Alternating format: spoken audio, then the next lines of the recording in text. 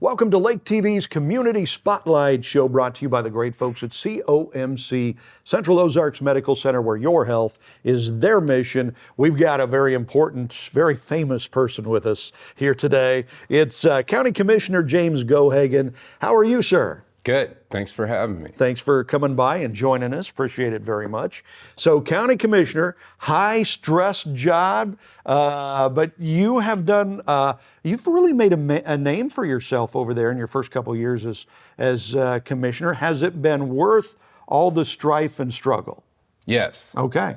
Yeah, there was definitely a period of time where I was, questioning myself and questioning life, probably. Yeah. Well, you're swimming with sharks every day, and there was definitely a time period where I was sitting on my couch crying, eating cookies, but after a year of it, I just felt like you feel like you're almost carved out of wood, like nothing affects me now, no threats or anything like that's gonna deter me from reforming the government like I was elected to do. Right. Wow. Good for you. Now, your faith is a big part of your life, right? Absolutely. Does that play into, obviously it's a part of your personal life. Does that play into your job and how you do your job?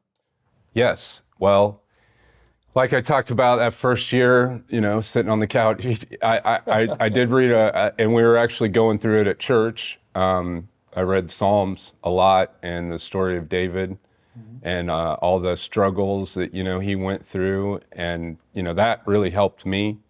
Everybody's heard the story of David, so it's not like anything new, but just having that different perspective and being able to go through it at church really did help me a lot. Yeah, during that time. That is really something there, because David, his struggles, if you're not familiar with them, the king was trying to kill him for throwing spears at his head. 10, 12 years he was chasing him down. Chasing him down. And, he always gave glory to God. And he definitely had some very intense moments where he almost did lose his life. But he, gave all his struggles and everything to God, and it's, God saw him through. Is this something, your faith, that you came to as an adult? Has it been there all your life, or how has that played? I've always been in the church as a kid. I went to school at Camdenton Bible Baptist. It's not a school anymore, but it was when I was a kid. I probably didn't really come into faith until I was always one of those people that kind of challenged God, prove to me you're real type thing. Yeah. And there was a moment in my life where I have no doubt that he was looking out for me and proved beyond a shadow of doubt in my mind that he was with me. Absolutely. Well, that's fantastic. So there have been a lot of changes in the county since you became a commissioner, and it seems to be change for the good. How do you view that? Do you view like things are moving in the right direction there? Yeah, I do. I always have this list in my head that's constantly going on that, this is the next thing. So you never feel like the job's actually done day to day, and something new always kind of pops up. So it's always something different. That's also honestly one of the enjoyable parts of the job, is it's a new challenge to tackle. Obviously we got the roads. That's going to be the long-term one to solve. I think we're on the right track to doing that. And especially with Ike coming in, I think he will definitely put that as an emphasis. His campaign was focused on that, so it'd be good to see. It's kind of a strange area, the Lake of the Ozarks area, because you have small communities, Camdenton, Osage Beach, Eldon, Versailles, small communities, but you get 10 million visitors a year. You get a ton. So it's like a little town that's a big city for a good part of the year. It's kind of a strange. Does that make your job any more difficult or any easier or anything like that? Well, Camden County is kind of the, bright, shiny city on the hill, especially with the second homeowner market. You've got all these second homeowners that can't vote in here, but they pay taxes. So you've always got to be conscious of people going after that market.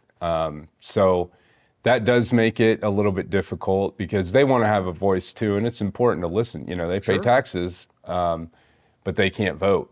So that's a strange dichotomy. It's not like that everywhere in the state or world or country. Yeah, You know? yeah, it is a fascinating thing. All right, so we're talking with County Commissioner James Gohagan, and we'll continue our conversation here on the Spotlight Show right after this.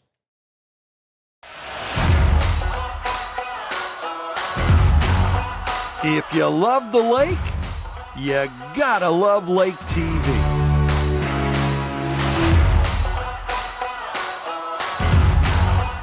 Central Ozarks Medical Center, voted Missouri's best and best at the lake, is recruiting team members due to growth. Amazing employment opportunities for both medical and non-medical positions with competitive salaries and outstanding perks. For more information, go to the Careers tab at centralozarks.org. COMC for the best medical, dental, and behavioral health care. Join a leader. Join our team. COMC, where your health is our mission. If it's happening at the lake, it's happening on Lake TV. From the Polar Plunge to festivals, parades, Aquapalooza, and boat shows, Lake TV has it all. Even the granddaddy of them all, the shootouts. If you're looking for places to party, things to do, or even a new home to move into, you've gotta love Lake TV.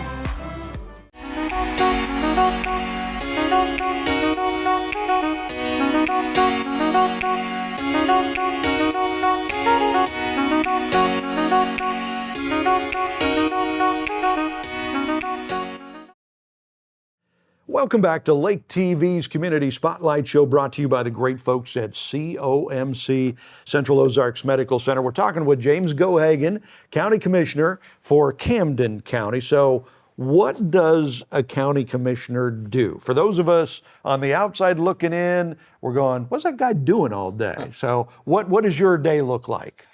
Pretty basic, pay the bills, do tax abatements, manage the finances of the county. I think I alluded to it previously. We're kind of the face, the pulpit of the county a little bit. Mm-hmm.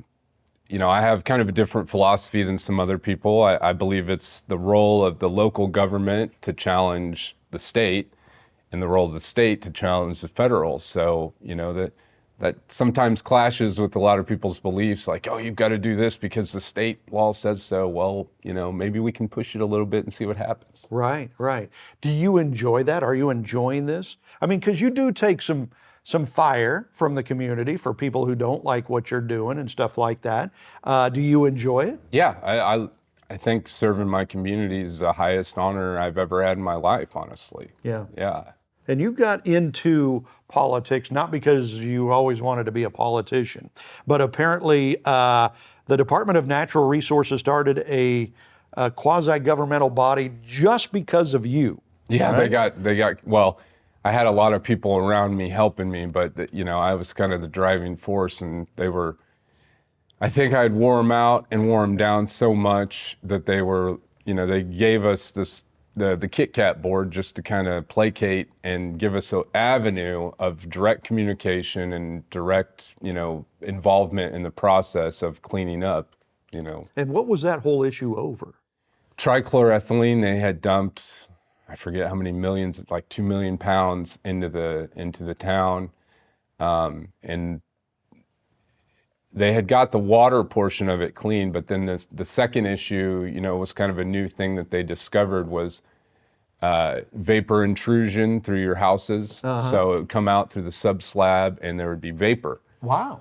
Got that handled. Wow. So it's almost, we're almost seeing it to the end. The last little bit is, getting the former building completely clean. And then hopefully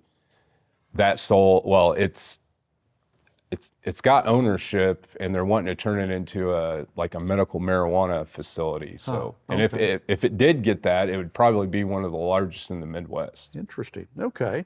Talking with County Commissioner James Gohagan. A lot of people don't know that one of your best favorite things to do in life is to arrowhead hunt. Yep. So you've been all over the state of Missouri on the Missouri River looking for these arrowheads, and apparently, I mean, it sounds like a great time, actually. Yeah, it's been a hobby I've had since I was a little one. You know, I've had a bunch of family members, you know, they grew up here, lived here all their lives too. And, you know, when you find one, it's, you know, as a kid, you're just like, oh, whatever. But when you start pursuing them, it's not very easy either. It's not like you can just walk in a creek or field and find one. But the chase is pretty fun when you do end up. It's very rewarding. A lot of neat history in that, too. I mean, you pick up an arrowhead and you go, man, I mean, this Indians actually used this to maybe, you know, kill a deer or something like that. Or go to war or something, Right. you know. Well, and the strange thing about arrowheads I always found is the further back in time you go, the more aerodynamic they look. Really? Yeah, you go back to like the Dalton, that's kind of one of my favorite arrowhead points.